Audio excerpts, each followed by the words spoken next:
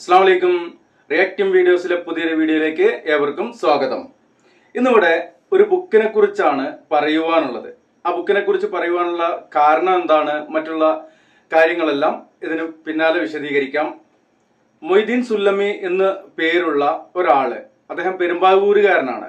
അദ്ദേഹം കുറച്ച് ദിവസങ്ങൾ മുമ്പ് വിളിക്കുകയും സംസാരിക്കുകയൊക്കെ ചെയ്തിരുന്നു. അപ്പോൾ ഞാൻ ചെയ്യുന്ന വീഡിയോകളിലെ പ്രാർത്ഥന, ആരാധന, അതുപോലെ തന്നെ ദൈവം എന്നുള്ള വാക്കുകളൊക്കെ അതിനെ സംബന്ധിച്ചായിരുന്നു അദ്ദേഹം പറഞ്ഞിരുന്നത്. പിന്നീട് അദ്ദേഹം ഫോൺ വെക്കുന്നതിന് മുമ്പ് ഒരു കാര്യം പറഞ്ഞിരുന്നു. അദ്ദേഹം നിരവധി ബുക്കുകളൊക്കെ എഴുതിയിട്ടുണ്ട്. അതിൽ ഒരു ബുക്ക് അയച്ചു തരാം, ഈ പറയുന്ന വിഷയങ്ങൾ സംബന്ധിച്ചുള്ള കാര്യങ്ങളാണ് എന്ന് പറഞ്ഞുകൊണ്ട് അഡ്രസ്സ് ചോദിച്ചിരുന്നു. സാധാരണ അങ്ങനെ ആളുകൾ വിളിക്കാറുണ്ട്, അവരുടെ ബുക്കുകളൊക്കെ അയച്ചു തരാറുമുണ്ട്. വായന ഇഷ്ടമായതുകൊണ്ട് ആളുകൾ ബുക്ക് അയച്ചു തരിക എന്നൊക്കെ പറയുമ്പോൾ പെട്ടെന്ന് അഡ്രസ്സ് അയച്ചു കൊടുക്കാറുണ്ട്. മൊയ്തീൻ സുല്ലമി എനിക്ക് അയച്ചു തന്ന ബുക്കിന്റെ പേര് പ്രാർത്ഥനകൾ താരതമ്യ പഠനം എന്നുള്ള ഒരു ബുക്കായിരുന്നു. ഈ ബുക്ക് 2 ദിവസമായി എൻ്റെ അഡ്രസ്സിൽ എത്തിയിട്ട്, പക്ഷെ പോയി കളക്ട് ചെയ്യാൻ വൈകി. ഇന്ന് ആ ബുക്ക് എടുത്ത് നോക്കിയപ്പോൾ ആദ്യം അതിൻ്റെ ആമുഖമൊക്കെ ഒന്ന് വായിച്ചു. അതിനുശേഷം അതിൽ 1-ാമത്തെ അധ്യായമായിക്കൊണ്ട് കൊടുത്തിട്ടുള്ള ആ ഒരു ഹെഡിങ് വായിച്ചപ്പോൾ തന്നെ നമുക്ക് ബുക്കിനോടൊരു ഇഷ്ടം തോന്നി. അതിന് മുമ്പായിട്ട് പറയുവാനുള്ളത്, മൊയ്തീൻ സുല്ലമി ആരാണ് എന്താണെന്ന് പറയാം. മൊയ്തീൻ പിള്ള സുല്ലമി എറണാകുളം ജില്ലയിലെ മാറമ്പള്ളി സ്വദേശി PM സെയ്ദ് അബൂബക്കറിന്റെയും KM ബി ഫാത്തിമയുടെയും മകൻ. പൊതിയിൽ primary school, Perumbavoor boys high school, Areekode Seethi Sahib memorial high school, Azhikode Irshadul Muslimeen Arabic college, Areekode Sullam Salam Arabic college എന്നിവയിൽ പഠനം. കാലിക്കറ്റ് യൂണിവേഴ്സിറ്റിയിൽ നിന്ന് അഫ്ദലുൽ ഉലമ ബിരുദവും കൊല്ലം ഭാഷാധ്യാപക ട്രെയിനിങ് സെന്ററിൽ നിന്ന് ഭാഷാധ്യാപക പരിശീലനവും നേടി. ഹൈസ്കൂൾ അറബി അധ്യാപകനായി പെരുമ്പാവൂർ GGHS നിന്നും വിരമിച്ചു. ഭാര്യ പി ഖദീജ മോങ്ങം, റിട്ടയർഡ് ഹയർ സെക്കൻഡറി പ്രിൻസിപ്പൽ ആണ്. മക്കൾ അനീസ്, അദീബ, അലീഫ, അരീബ എന്നുള്ള കാര്യങ്ങളൊക്കെ അതിലുണ്ട്. ഇനി ഈ ബുക്കിനെ കുറിച്ച് നേരത്തെ പറഞ്ഞു, ആമുഖം വായിച്ചു എന്ന് പറഞ്ഞു, അതും ഇൻട്രസ്റ്റിംഗ് ആയിരുന്നു. അതില് 1-ാമത്തെ ആ ഒരു ഭാഗം, അതിന്റെ ഹെഡിങ് വായിച്ചപ്പോൾ തന്നെ എനിക്കിഷ്ടമുള്ള ഒരു വിഷയമായിരുന്നു. മനുഷ്യേതര ജീവികൾക്ക് അറിവ് നൽകിയും മനുഷ്യന് നൽകാതെയും സൃഷ്ടിച്ചവൻ അല്ലാഹു എന്നുള്ളതാണ് ഈ ബുക്കിന്റെ ആദ്യത്തെ തന്നെ അധ്യായമായിക്കൊണ്ട് പറയുന്നത്. ഇനി ബാക്കി പറയുന്നതിന് മുമ്പ്, അതെന്താണ് ഇഷ്ടമുള്ള വിഷയം എന്നൊക്കെ പറയുന്നതിന് മുമ്പ്, നമ്മുടെ നിത്യജീവിതത്തിലെ ദിക്ർ ദുആകൾ എന്ന ഈ പുസ്തകത്തിന് ഇപ്പോഴും ആ വീഡിയോ കാണുന്ന ആളുകൾ മെസ്സേജ് ചെയ്തുകൊണ്ടേ ഇരിക്കുന്നുണ്ട്. ആയിരക്കണക്കിന് മെസ്സേജുകളാണ് അതിലേക്ക് വന്നുകൊണ്ടിരിക്കുന്നത്. ഈ ബുക്ക് പരിചയപ്പെടുത്തിയ അന്ന് തന്നെ 9 മണിക്കായിരുന്നു വീഡിയോ ചെയ്തത്. ആ വീഡിയോയിൽ എഡിറ്റിംഗ് പ്രോബ്ലം ഉള്ളത് കാരണം കൊണ്ട് ആ വീഡിയോ ഒന്ന് പിൻവലിച്ച് 11 മണിക്ക് വീണ്ടും യൂട്യൂബിൽ അപ്ലോഡ് ചെയ്തിരുന്നു. ഏകദേശം 11 മണിയായപ്പോഴേക്ക് തന്നെ 60ഓളം ആളുകൾ അഡ്രസ്സ് അയച്ചു തന്നിരുന്നു ആദ്യത്തെ വീഡിയോ കണ്ടിട്ട്. മറ്റുള്ള ആളുകളും പെട്ടെന്ന് തന്നെ അഡ്രസ്സുകൾ അയച്ചു തന്നിരുന്നു. ളുഹർ ബാങ്ക് കൊടുക്കുന്നതിന് മുമ്പ് അഡ്രസ്സുകളെല്ലാം തന്നെ അഹ്ലുസുന്ന ബുക്കിലേക്ക് എൻ്റെ ഭാഗത്തു നിന്ന് അയക്കുകയും ചെയ്തിരുന്നു. അതിൽ പറഞ്ഞിട്ടുള്ളത് 100 ബുക്കുകളാണ് ആ ഖത്തറിലുള്ള പേര് പുറത്ത് പറയാൻ ആഗ്രഹിക്കാത്ത സഹോദരൻ നമുക്ക് ചെയ്തു തന്നിരുന്നത്. 100 ബുക്കുകൾ അന്ന് തന്നെ ആ വീഡിയോ പോസ്റ്റ് ചെയ്ത ളുഹർ നമസ്കാരത്തിന് പോകുന്നതിന് മുമ്പ് തന്നെ പൂർണ്ണമായിട്ടും അഹ്ലുസുന്നയുടെ ആളുകൾക്ക് നമ്മൾ അയച്ചു കൊടുത്തിട്ടുണ്ട്. പിന്നെ അതിനിടയ്ക്ക് വന്ന ചില ഫോൺ നമ്പർ ഇല്ലാത്ത, ചില അഡ്രസ്സ് വ്യക്തതയില്ലാത്ത അഡ്രസ്സുകളെല്ലാം നമ്മൾ ഒഴിവാക്കിയിട്ടുണ്ട്. അവർക്ക് റിപ്ലൈ ചെയ്തിരുന്നു, നിങ്ങൾ ഫോൺ നമ്പർ വെക്കണം, അതിന്റെ കറക്റ്റ് അഡ്രസ്സ് വേണമെന്നൊക്കെ, പിൻകോഡ് ഒക്കെ പറഞ്ഞിരുന്നു. പോസ്റ്റലിലാണ് അവർ അയക്കുന്നത്, എങ്കിലും ഫോൺ നമ്പർ നിർബന്ധമായിരുന്നു. ഇതുപോലെയുള്ള ബുക്കുകളൊക്കെ വരുമ്പോൾ പോസ്റ്റ് ഓഫീസിൽ നിന്ന് വിളിക്കുക എന്നുള്ള. അപ്പോൾ ഇനിയും നമുക്ക് ഇതുപോലെ ബുക്കുകളും മറ്റുള്ള കാര്യങ്ങളും പഠനാർഹമായ കാര്യങ്ങളൊക്കെ ലഭിക്കുമ്പോൾ നിങ്ങൾ ചെയ്യേണ്ടത്, അതിൽ പറഞ്ഞിട്ടുള്ള ബുക്കുകൾ 100 ബുക്കുകൾ എന്ന് പറഞ്ഞാൽ നിങ്ങൾക്കൊക്കെ ഊഹിക്കാവുന്നതാണ് അത് എത്ര പെട്ടെന്ന് ആവും എന്നുള്ളത്. മറ്റൊന്ന്, അഡ്രസ്സ് അത് നിങ്ങൾ വ്യക്തമായിട്ട് വെക്കണം എന്നുള്ള ഒരു കാര്യം കൂടിയുണ്ട്. നിത്യജീവിതത്തിലെ ദുആകൾ എന്ന ഈ പുസ്തകം, ഇത് ഷെയ്ഖ് സയ്യിദ് അൽ ഖഹ്താനിയാണ് എഴുതിയിട്ടുള്ളത്. അത് വിവർത്തനം ചെയ്തിട്ടാണ് നമുക്ക് ലഭിച്ചിട്ടുള്ളത്.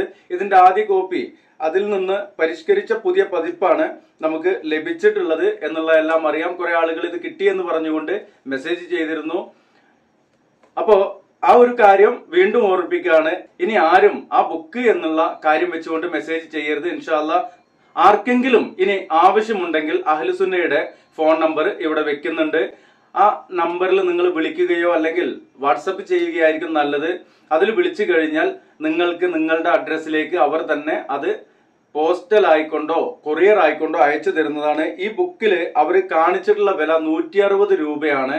എന്നാൽ നിങ്ങൾ അവരുടെ അടുത്ത് കാര്യങ്ങൾ പറയുക, അവര് ഡിസ്കൗണ്ട് ചെയ്തു തരും. 50 രൂപയാണ് ഇതിന്റെ കൊറിയർ ചാർജ് ആയിക്കൊണ്ട് അല്ലെങ്കിൽ പോസ്റ്റൽ ചാർജ് ആയിക്കൊണ്ട് അവർ ഈടാക്കുന്നത്. കേരളത്തിൽ എവിടെയും അവരത് എത്തിച്ചു തരും. നിങ്ങൾ ഈ നമ്പറിൽ വാട്സപ്പിലോ അല്ലെങ്കിൽ കോൾ ചെയ്തുകൊണ്ടോ ബന്ധപ്പെടുക. അദ്ദേഹവുമായിട്ട് ബന്ധപ്പെട്ട് കഴിഞ്ഞാൽ നിരവധി ബുക്കുകൾ അദ്ദേഹത്തിന്റെ അഹ്ലുസുന്ന എന്ന ബുക്ക് പുറത്തിറക്കിയിട്ടുണ്ട്. അപ്പൊ ഇനി ആരും തൽക്കാലം ആ ബുക്കിന്റെ ആവശ്യത്തില് എന്റെ നമ്പറിലേക്ക് മെസ്സേജ് ചെയ്യരുത്. ആവശ്യമുള്ളവർ ഈ നമ്പറിൽ ബന്ധപ്പെട്ട് ബുക്കുകൾ കരസ്ഥമാക്കുക. നമുക്കത് 100 ബുക്കുകൾ നൽകിയത് അത് ഖത്തറിലുള്ള ഒരു സഹോദരനാണ്. അദ്ദേഹത്തിന് അള്ളാഹു അറിയിക്കുന്ന അദ്ദേഹത്തിന്റെ നിയ്യത്ത് എന്താണ്, അദ്ദേഹത്തിന്റെ മനസ്സെന്താണ്, ഉദ്ദേശം എന്താണ് എന്നൊന്നും നമുക്കറിയില്ല. എന്ത് തന്നെയായാലും സാലിഹായ ഒരു കർമ്മമാണ് അദ്ദേഹം ചെയ്തിട്ടുള്ളത്. ഇതിലുള്ളത് സ്വഹീഹായ ഹദീസ്, അതുപോലെ തന്നെ പരിശുദ്ധ ഖുർആന്, അതിൽ നിന്നുള്ള ദുആകൾ മാത്രമാണ്. നമുക്ക് പഠനത്തിന് ഉതകുന്ന പല കാര്യങ്ങളും ഉണ്ട് എന്നുള്ളതാണ്. ഇനി നമുക്ക് ഈ പുസ്തകത്തിലേക്ക് വരാം. മൊയ്തീൻ പിള്ള സുല്ലമി എന്നാണ് അദ്ദേഹത്തിന്റെ പേര്. അദ്ദേഹത്തിന്റെ ഈ മനുഷ്യേതര ജീവികൾക്ക് അറിവ് നൽകുകയും മനുഷ്യന് നൽകാതെയും സൃഷ്ടിച്ചവൻ അള്ളാഹു എന്നുള്ള ഈ ഒരു കാര്യം, ഇത് അദ്ദേഹം വെറുതെ അങ്ങ് പറഞ്ഞു പോകുന്നതല്ല. സൂറത്ത് നഹലിലെ 78-ാമത്തെ ആയത്ത് അത് ഉദ്ധരിച്ചുകൊണ്ടാണ് അദ്ദേഹം ഈ വിഷയം പറയുന്നത്. എന്റെ മുൻപുള്ള ചില വീഡിയോകളിൽ 1-2 വീഡിയോകൾ 2 വർഷത്തോളം മുമ്പേയുള്ള വീഡിയോയിൽ ഈ വിഷയം സംബന്ധിച്ച് ഞാൻ വീഡിയോ ചെയ്തിട്ടുണ്ട്. അറിവും തിരിച്ചറിവും എന്ന ഒരു വീഡിയോ ഉണ്ട്. അതുപോലെ തന്നെ മറ്റൊരു വീഡിയോയും ഇതേ വിഷയം വെച്ചുകൊണ്ട് ചെയ്തിട്ടുണ്ട്. അതിൽ പറഞ്ഞിട്ടുള്ള കാര്യങ്ങളുമായിട്ട് ബന്ധപ്പെട്ടതായതുകൊണ്ടാണ് ഈ ഫസ്റ്റ് അധ്യായം വായിച്ചപ്പോൾ തന്നെ അതിനെ സംബന്ധിച്ച് ഒരു വീഡിയോ ചെയ്യാം എന്ന് ഉദ്ദേശിച്ചത്.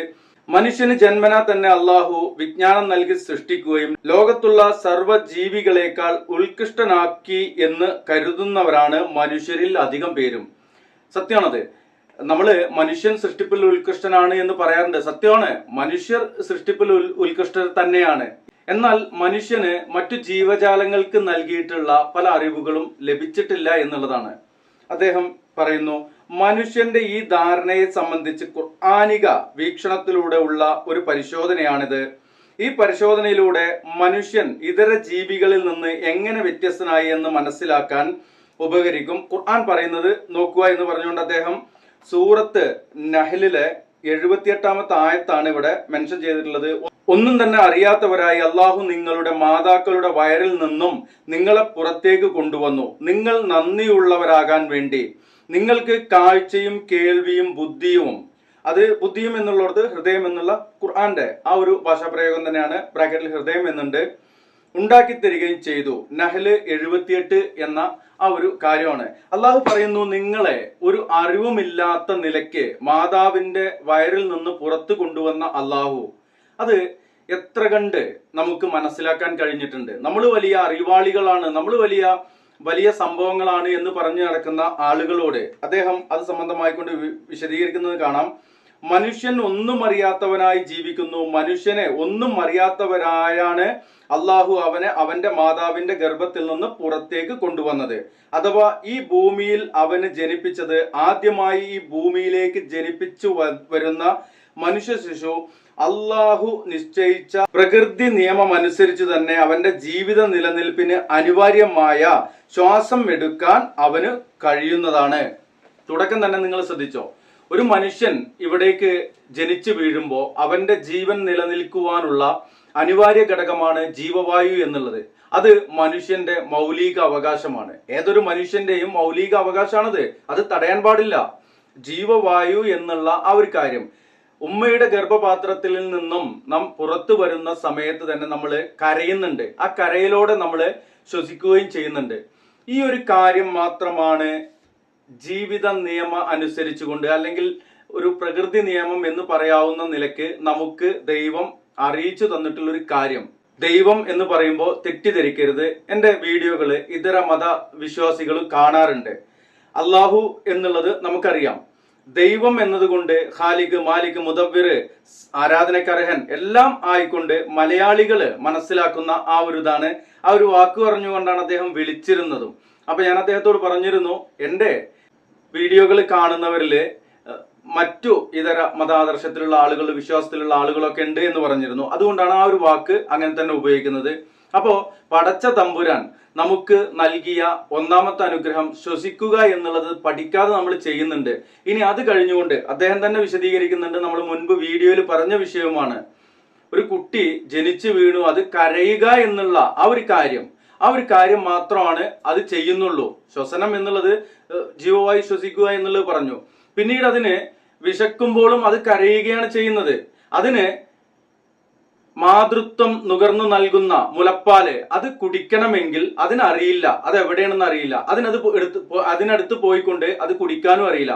ഇനി അത് അടുത്ത് പോണ്ട, അതിന്റെ വായിലേക്ക് മാതാവിന്റെ ആ മാതൃത്വം അതിന്റെ ചുണ്ടുകളിലേക്ക് വെച്ചു കൊടുത്താലും അതിന് കുടിക്കാൻ അറിയില്ല ആദ്യ സമയങ്ങളില്. പിന്നീട് ഒരു ചെറുതായിട്ട്, ഇത് സ്ത്രീകൾക്കൊക്കെ കൂടുതൽ അറിയാം, ഇനി കുട്ടികളുള്ള ആളുകൾക്കൊക്കെ അറിയാവുന്ന കാര്യമാണ്, ആ കുഞ്ഞിന്റെ വായിലേക്ക് ഇതിൽ നിന്ന് കുറച്ച് ഞെക്കി കൊടുക്കണം. അത് കിട്ടുമ്പോ അത് കുടിക്കുന്നു, അത് നിൽക്കുമ്പോ പിന്നെയും ചുണ്ടുകൊണ്ട്, നാവൊക്കെ ഉപയോഗിച്ചുകൊണ്ട് അത് കുടിക്കാൻ ശ്രമിക്കുന്നു. അങ്ങനെ ആദ്യമായിക്കൊണ്ട് അതിന് അറിവ് നൽകുകയാണ് ഇത് അതിനുള്ള ഭക്ഷണമാണ് എന്നുള്ളത്.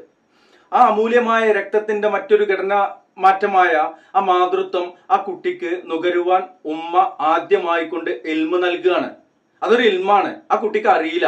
നേരെ മറിച്ച് നിങ്ങളുടെ വീട്ടില് ഒരു പശു അത് പ്രസവിക്കുകയാണെങ്കിൽ അതിന്റെ കുട്ടി പ്രസവം കഴിഞ്ഞ ഉടനെ തന്നെ തുള്ളിച്ചാറിൽ തുടങ്ങും. അത് മാത്രമല്ല, ആരും കാണിച്ചു കൊടുക്കാതെ തന്നെ അത് പശുവിന്റെ അകടിൽ പോയിട്ട് അങ്ങനെ കുടിക്കും. അതൊരു പ്രത്യേക രസത്തിൽ കുടിക്കുന്നത് കാണാല്ലേ. അതിങ്ങനെ കുടിക്കുകയും പിന്നെ ഇങ്ങനെ ഒരു ആക്ഷൻ ഒക്കെ ഉണ്ട്. അത് സസ്തനികളായ മറ്റു ജീവജാലങ്ങളുടെ എല്ലാം അവസ്ഥ അതാണ്. അവർക്കത് കാണിച്ചു കൊടുക്കേണ്ടതില്ല. അതിന്റെ മാതാവോ അല്ലെങ്കിൽ മറ്റുള്ള ആരെങ്കിലും അത് പറഞ്ഞു കൊടുക്കേണ്ടതില്ല, കാണിച്ചു കൊടുക്കേണ്ടതില്ല. അത് അവിടെ വന്നിട്ട് കുടിക്കുന്നുണ്ട്. ആരാണ് അതിന് ആ അറിവ് കൊടുത്തവൻ?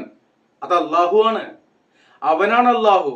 നിരീശ്വരവാദത്തിന്റെയും യുക്തിവാദത്തിന്റെയും അതുപോലെ നിഷേധാത്മകമായ വിശ്വാസ പ്രമേയവുമായിട്ട് പ്രമാണങ്ങളുമായിട്ട് നടക്കുന്ന വിവരദോഷികളായ യുക്തിയില്ലാത്ത വാദികളെ നിങ്ങൾ ചിന്തിച്ചു നോക്കിയിട്ടുണ്ടോ? ഒരല്പനിമിഷം, മിനിറ്റ് നിങ്ങൾ ചിന്തിച്ചു നോക്കിയിട്ടുണ്ടോ ആ വിഷയത്തെക്കുറിച്ച്? അതുപോലെ തന്നെ മറ്റു പല കാര്യങ്ങളും ഉണ്ട്. ഇതിൽ അദ്ദേഹം വിശദീകരിച്ച, വായിക്കുമ്പോൾ ചില ആളുകൾക്ക് ബുദ്ധിമുട്ടാവും, അതുകൊണ്ട് പറയാണ്. അദ്ദേഹം വിശദീകരിച്ച മറ്റൊരു കാര്യമാണ് ആമ, അതുപോലെ തന്നെ മുതല. ഈ ആമയും മുതലയും അത് മുട്ടയിടുവാൻ വേണ്ടി കരയിലേക്കാണ് വരുന്നത്.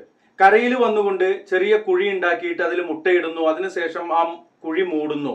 മറ്റുള്ളവര് ആ മുട്ട എടുത്തുകൊണ്ട് പോകാതിരിക്കാൻ വേണ്ടിയിട്ട് ആ കുഴി മണ്ണോ മണല്, കടലാമയൊക്കെ ആണെങ്കിൽ മണൽ വെച്ചുകൊണ്ട് അത് മൂടുന്നു. അത് കഴിഞ്ഞ് അതിൽ നിന്നും വിരിഞ്ഞു വരുന്ന ആമക്കുഞ്ഞുങ്ങള്, അതുപോലെ തന്നെ മുതലക്കുഞ്ഞുങ്ങള്, അവ എതിർദിശയിലേക്കാണ് പോകുന്നതെങ്കിൽ, അവ ചെന്നുപെടുന്നത് കരയിലൂടെയാണ് പോകുന്നതെങ്കിൽ അക്രമിയുടെ, അവരുടെ ആ ഒരു ജീവൻ അപഹരിച്ചേക്കാവുന്ന സാധനങ്ങളുടെ, ജീവികളുടെ ഒക്കെ മുന്നിലേക്കായിരിക്കും. എന്നാൽ ഇടത്തേക്കോ വലത്തേക്കോ എതിർദിശയിലേക്കോ പോകാതെ അവറ്റ വെള്ളത്തിലേക്ക് തന്നെ പോകുന്നു. ആരാണത് പഠിപ്പിച്ചവൻ? അവനാണ് അള്ളാഹു, പടച്ച തമ്പുരാൻ, റബ്ബ് സുബ്ഹാനഹു വ തആല. ഇത് തന്നെയാണ് ആമയുടെ കാര്യത്തിലും. ആമയും മുതലയും ഒക്കെ കരയിലും കടലിലും വെള്ളത്തിലും കരയിലുമായിട്ടൊക്കെ ജീവിക്കുന്നവയാണ്. ഈ മുതലക്കുഞ്ഞുങ്ങൾ പോലെ തന്നെ ആമയുടെ കുഞ്ഞുങ്ങൾ വിരിയുകയാണെങ്കിൽ അവറ്റ എതിർദിശയിലേക്കോ ഇടത്തേക്കോ വലത്തേക്കോ പോകുന്നില്ല. അവ പോകുന്നത് വെള്ളത്തിലേക്കാണ്. അവർക്ക് അതിൽ നീന്താൻ പഠിപ്പിച്ചത് ആരാണ്? ആദ്യമായിക്കൊണ്ട് വെള്ളം കാണുന്ന ആ ഒരു അവസ്ഥയില് അവ വെള്ളത്തിൽ ഇറങ്ങിക്കൊണ്ട് വെള്ളത്തിലൂടെ സഞ്ചരിക്കുവാൻ അവയെ പഠിപ്പിച്ചത് ആരാണ്? ആ അറിവ് നൽകിയത് ആരാണ്? ഒരു മനുഷ്യക്കുട്ടി പിറന്ന ഉടനെ അവന് അവന്റെ ഉമ്മയുടെ മാറിൽ നിന്ന് വരുന്ന അവന്റെ ഭക്ഷണം അതവന് കുടിക്കുവാൻ പോലും അറിവില്ല എന്ന ആ ഒരു സാഹചര്യം ഓർത്തുകൊണ്ട് തന്നെ പറയട്ടെ, ഈ കുട്ടിയെ ഒരു വെള്ളത്തിൽ കൊണ്ടുപോയിട്ടാൽ എന്താണ് സംഭവിക്കുക? ആ കുട്ടി മുങ്ങി മരിച്ചു പോകും, അല്ലേ? നമ്മള് അന്ന് ആ വീഡിയോയിൽ പറഞ്ഞിരുന്നു. ഇവിടെ മൊയ്തീൻ സുല്ലമി അത് വിശദീകരിക്കുന്നുണ്ട്. അതുപോലെ തന്നെ ഒരു താറാവും ഈ പറഞ്ഞ പോലെ തന്നെ കരയിലും വെള്ളത്തിലും സഞ്ചരിക്കുന്നവയാണ്. ഒരു താറാവ് കുട്ടി വിരിഞ്ഞു കഴിഞ്ഞാൽ അതിനെ കൊണ്ടുപോയിട്ട് വെള്ളത്തിലിട്ടാലും അത് നീന്തിപ്പോരും. ഒരു മനുഷ്യക്കുട്ടിയുടെ അവസ്ഥ അതാണോ? അല്ല. അപ്പോ ഇതുപോലെയുള്ള കുറെ കാര്യങ്ങൾ അദ്ദേഹം വിശദീകരിക്കുന്നുണ്ട്. അത് വിശദീകരിക്കുക എന്ന് പറഞ്ഞാൽ, ആ ഒരു ഭാഗം തന്നെ വിശദീകരിക്കുക എന്ന് പറഞ്ഞാൽ കുറേയേറെ നമുക്ക് പറയുവാനുണ്ട്. അതിൽ അദ്ദേഹം വിശദീകരിക്കുന്ന ചെറിയ ഒരു ഭാഗം കൂടി ഇവിടെ ചേർക്കാം. അങ്ങനെ അനുഭവത്തിലൂടെ ലഭിക്കുന്ന ഈ അറിവാണ് മനുഷ്യൻ നേടിയെടുക്കുന്ന അറിവുകൾ. അള്ളാഹു അവന് നൽകിയ ഗ്രഹണേന്ദ്രിയങ്ങളായ കാഴ്ചയുടെയും കേൾവിയുടെയും ബുദ്ധിയുടെ പ്രവർത്തന ഫലമായാണ് മനുഷ്യന്റെ ശേഷികളും അറിവുകളും അവൻ ആർജിക്കുന്നത്. ഇപ്പൊ നമ്മൾ നേരത്തെ പറഞ്ഞു, മറ്റു ജീവജാലങ്ങൾക്ക് ആർക്കും ഇത് ആരും പറഞ്ഞു കൊടുക്കുന്നില്ല, പഠിപ്പിച്ചു കൊടുക്കുന്നില്ല. ഇനിയിപ്പോ ഒരു സർക്കസ് കൂടാരങ്ങളിലൊക്കെ നമ്മൾ കണ്ടിട്ടുള്ള ചില ജീവികൾ പന്ത് കെട്ടുന്നതും അങ്ങനത്തെ കാണാറുണ്ട്. അങ്ങനത്തെ പഠിപ്പിച്ചു കൊടുത്ത് അവർ എടുക്കാറുണ്ട്. അതല്ല, അത് നമ്മൾ പഠിപ്പിച്ചു കൊടുക്കുന്നത് നമ്മുടെ ആവശ്യങ്ങൾക്കാണ് അത് ഉപയോഗിക്കുന്നത്. എന്നാൽ അവരുടെ ജീവിതക്രമത്തിന്, പ്രക്രിയകൾക്ക് വേണ്ടിയുള്ള അവരുടെ കാര്യങ്ങളൊന്നും അവർക്ക് ആരും പഠിപ്പിച്ചു കൊടുക്കേണ്ടതില്ല. അത് ദൈവം തമ്പുരാനെ, അള്ളാഹു സുബ്ഹാനഹു വ തആല പടച്ച തമ്പുരാനെ ഇങ്ങനൊന്നും പറയരുതേ എന്ന് പറഞ്ഞിരുന്നു ചില ആളുകള് കമന്റിലൂടെയൊക്കെ. ഇതിനേക്കാൾ ഉത്തമമായ വാക്കുകളുണ്ട്. ഇതും നമുക്ക് മറ്റാർക്കും നൽകാൻ കഴിയാത്ത വാക്കുകൾ തന്നെയാണ്. അള്ളാഹു സുബ്ഹാനഹു വ തആല തന്നെയാണ്. ഇനി ഈ ഭൂമിയിൽ തന്നെ കരയിലും വെള്ളത്തിലുമായി ജീവിക്കുന്ന മൃഗങ്ങൾ, പക്ഷികൾ, പറവകൾ, ഇഴജന്തുക്കൾ, ജലജീവികൾ തുടങ്ങിയ അനേകം മനുഷ്യേതര ജീവികളെയും അള്ളാഹു സൃഷ്ടിച്ചിട്ടുണ്ട്. ഈ വിഷയത്തിന്റെ ഭാഗമായിട്ട് അദ്ദേഹം എഴുതിയതാണ്. ഇനി നമുക്കിത് നോക്കാനുള്ളത്, സസ്തനികളായ ജീവികൾ പ്രസവിച്ചു കഴിഞ്ഞാൽ അവയുടെ കുഞ്ഞുങ്ങൾ ആദ്യമായി ശ്രമിക്കുന്നത് മാതാവിൽ നിന്നും അമ്മിഞ്ഞപ്പാൽ കുടിക്കുന്നതായിരിക്കും. മുട്ട വിരിഞ്ഞുണ്ടാകുന്ന ജീവികൾ ആഹാര സാധനം മുതൽ ജീവിതാവശ്യങ്ങൾക്ക് എല്ലാം സ്വയം ചെയ്യുന്നതായി നാം കാണുന്നു. മനുഷ്യരല്ലാത്ത ഏത് ജീവിയും അവരുടെ ജീവിതാവശ്യങ്ങൾ നിർവഹിക്കുന്നതിനും അവയുടെ ജീവിതത്തിനും നിലനിൽപ്പിനും ആവശ്യമായ കാര്യങ്ങൾ ആരിൽ നിന്നും പഠിക്കുകയോ ആരെങ്കിലും പഠിപ്പിക്കുകയോ ചെയ്യാതെ അവ സ്വയം ചെയ്യുന്നു എന്നൊക്കെയാണ്. ഇനി ഇതിൽ കുറെ ജീവികളുടെ വായിക്കുകയാണെന്നുണ്ടെങ്കിൽ കുറെ പറയാനുണ്ട്. ദേശാടന പക്ഷികൾ ഉചിതമായ കാലാവസ്ഥയും ഭക്ഷണ ലഭ്യതയും അനുസരിച്ച് ദേശാടനം നടത്തുന്നു. കഴിവും പ്രാപ്തിയും അറിവും നൽകിയതും അള്ളാഹു തന്നെ. ഉദാഹരണമായി ആർട്ടിക്കിലും അന്റാർട്ടിക്കിലുമായി വസിക്കുന്ന ആർട്ടിക് ടേൺ പക്ഷികളുടെ കാര്യമെടുക്കാം. ഈ പക്ഷികൾ 6 മാസങ്ങൾ 2 പ്രദേശങ്ങളിലായി ജീവിക്കുന്നു. ഇവ ആർട്ടിക്കിൽ ശൈത്യകാലം തുടങ്ങുമ്പോൾ അവിടെ നിന്ന് പുറപ്പെട്ട് അന്റാർട്ടിക്കയിൽ എത്തി വസന്തകാലത്ത് അവിടെ വസിച്ച് പ്രജനനം നടത്തി ശൈത്യകാലമാകുമ്പോഴേക്കും തിരിച്ചു പോകുന്നു. 17,000 കിലോമീറ്റർ വരുന്ന ഈ യാത്ര പുറപ്പെടുമ്പോൾ മുന്നിൽ ആൺപക്ഷികളും പിറകിലായി പെൺപക്ഷികളും അവയ്ക്ക് രണ്ടിലും പിന്നിലായി ചെറു പക്ഷികളുമായിരിക്കും. ഇനി ഇതേ ഈ പക്ഷികളുടെ തന്നെ തിരിച്ചുള്ളതിൽ ഒരു വ്യത്യാസം വരുന്നുണ്ട്. അതും കൂടെ നമുക്ക് നോക്കാം. അതിശൈത്യത്തിൽ നിന്ന് രക്ഷ നേടുന്നതിനും ഇര തേടുന്നതിനും പകൽ ദൈർഘ്യം കൂടുതൽ കിട്ടുന്നതിനുമായാണ് അവർ ഈ ദേശാടനം. അന്റാർട്ടിക് പ്രദേശത്ത് ശൈത്യകാലം ആരംഭിക്കുന്നതോടെ വീണ്ടും ഈ പക്ഷികൾ ആർട്ടിക് പ്രദേശത്തെ വസന്ത കാലാവസ്ഥയിലേക്ക് തിരിച്ചു വരികയാണ്. ഈ മടക്കയാത്രയിൽ അന്റാർട്ടിക്കിൽ ജനിച്ച മാസങ്ങൾ മാത്രം പ്രായമുള്ള പക്ഷി കുഞ്ഞുങ്ങളാണ് മുന്നിൽ സഞ്ചരിക്കുന്നത്. അവർക്ക് ആരാണ് ഈ തന്തയും തള്ളിയും വരുന്ന ഈ വഴി പറഞ്ഞു കൊടുത്തത്? ഇവറ്റൊക്കെ ആരാണ് വഴി പറഞ്ഞു കൊടുത്തത്? ഇവിടെ അദ്ദേഹം പറയുന്നു അള്ളാഹു ആണെന്ന്. അത് അദ്ദേഹം മാത്രമല്ല, ലോകത്തുള്ള ഏതൊരാൾക്കും, അതിന് നിരീശ്വരവാദിയോ എക്സ് മുസ്ലിമോ എക്സ്പയർ മുസ്ലിമോ ആരാവട്ടെ, നെഞ്ചിത്തൊട്ട് പറയാൻ കഴിയുമോ അവർക്ക് അത് സ്വയം ലഭിച്ചതാണെന്ന്? അത് നൽകുന്ന ഒരു പടച്ച തമ്പുരാനുണ്ട് എന്നുള്ള, അല്ലെങ്കിൽ അത് പറഞ്ഞു കൊടുക്കുന്ന ഒരു റബ്ബ് സുബ്ഹാനഹു വ തആല ഉണ്ട് എന്നുള്ള ആ ഒരു ചിന്ത അവരുടെ ഉള്ളിലുമുണ്ട്. എന്നിട്ടും അവർ കളവ് പറഞ്ഞുകൊണ്ടിരിക്കുന്നു എന്നുള്ളതാണ് യാഥാർത്ഥ്യം. ഈ കുഞ്ഞുങ്ങൾ അവർക്ക് യാതൊരു പരിചയമില്ലാത്ത 17,000 കിലോമീറ്റർ ദൂരം താണ്ടി ആർട്ടിക് പ്രദേശത്ത് എത്തിച്ചേരുന്നു. തങ്ങൾ വസിക്കുന്ന സ്ഥലത്ത് തങ്ങൾക്ക് അനുകൂലമല്ലാത്ത കാലാവസ്ഥയാകുമ്പോൾ ആയിരക്കണക്കിന് മൈലുകൾക്കപ്പുറം തങ്ങൾ ഇതേവരെ വസിച്ച വിധം ജീവിക്കാൻ ഉതകുന്ന മറ്റൊരു പ്രദേശം ഉണ്ടെന്നും ആ സ്ഥലത്തേക്ക് വഴിതെറ്റാതെ കൃത്യമായ യാത്ര ചെയ്യാൻ പഠിപ്പിച്ചതും അള്ളാഹു അല്ലാതെ മറ്റാരുമല്ല. യൂറോപ്പിലെ ശുദ്ധജല തടാകത്തിൽ വളരുന്ന ഒരു തരം ആരലുകൾ 6.5 മുതൽ 8 വയസ്സ് വരെ പ്രായമെത്തുമ്പോഴാണ് പൂർണ്ണ വളർച്ച എത്തുന്നത്. അത് രസകരമായ ഒരു കാര്യമാണ് അദ്ദേഹം ഇവിടെ ഈ ഒരു വിഷയമായിട്ട് കൊടുത്തിട്ടുള്ളത്. ഇവ പ്രജനന കാലമായാൽ ബർമുഡയിൽ നിന്ന് 950 കിലോമീറ്റർ മാറിയുള്ള സർഗാസോ കടലിലേക്ക് യാത്ര തിരിക്കും. പകലും രാത്രിയും നദികളിലൂടെ ആയിരക്കണക്കിന് മൈലുകൾ സഞ്ചരിച്ച് അവിടെ ആഴക്കടലിൽ എത്തിച്ചേരുന്നു. ലക്ഷക്കണക്കിന് മുട്ടകളിട്ട് അവിടെ തന്നെ ജീവിതം അവസാനിപ്പിക്കുന്നു. അതിനേക്കാൾ അത്ഭുതകരമാണ് ഈ ആരൽ ലാർവകളുടെ യാത്ര. സർഗാസോയിൽ നിന്ന് യാത്ര തുടങ്ങുന്ന ഈ ലാർവകൾ 5000-ഓളം കിലോമീറ്റർ സഞ്ചരിച്ച് കൃത്യമായി തങ്ങളുടെ മാതാപിതാക്കൾ യാത്ര തുടങ്ങിയ അതേ സ്ഥലത്ത് തന്നെ എത്തിച്ചേരുന്നു. കാര്യം അവർക്ക് ശുദ്ധജലത്തിലാണ് ജീവിക്കാൻ കഴിയുള്ളൂ.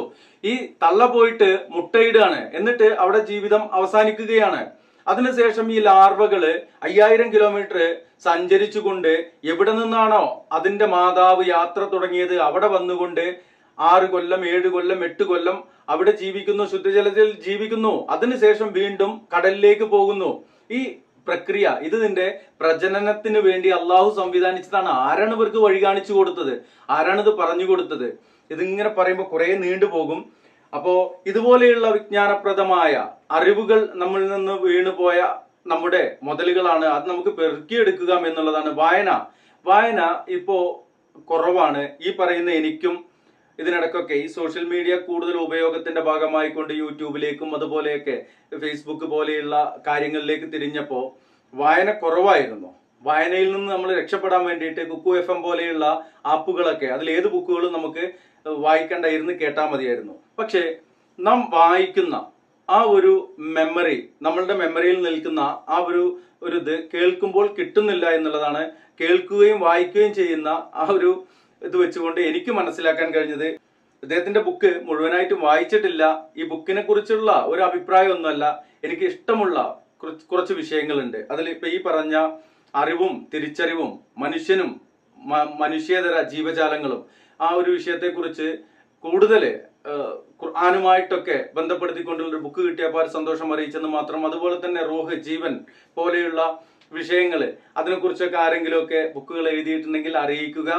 അങ്ങനെയുള്ള വിഷയങ്ങളെ കുറിച്ച് കൂടുതൽ പഠിക്കാൻ താല്പര്യമുള്ള ഒരാളാണ്.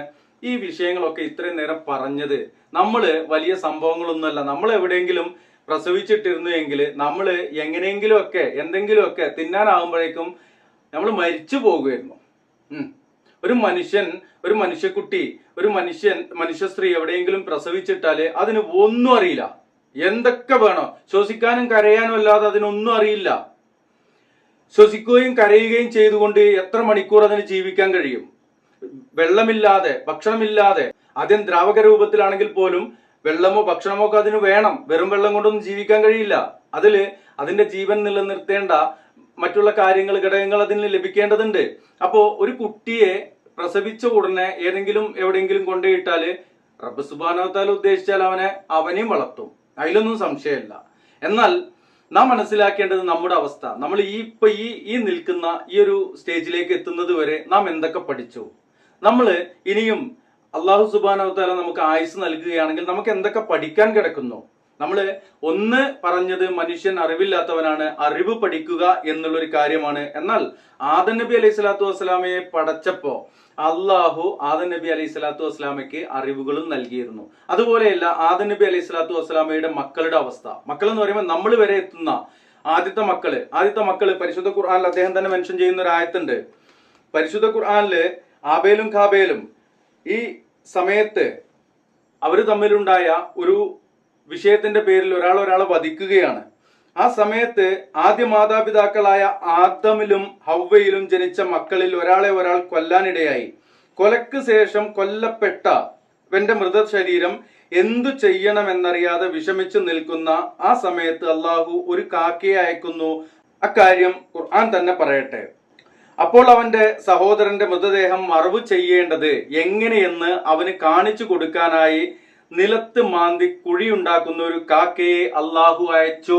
അള്ളാഹു പറയണം അള്ളാഹുവാണ് അയച്ചിരിക്കണെന്നുള്ളത്. ഇനിയിപ്പോ അതിൽ സംശയമൊന്നും വേണ്ട.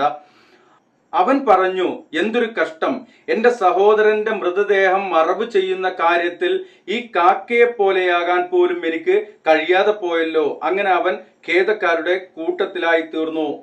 സൂറ അൽ മാഇദ 31-ാമത്തെ ആയത്താണ്. 31. 31-ാമത്തെ ആയത്ത് നിങ്ങളൊന്ന് എടുത്തു നോക്കുക.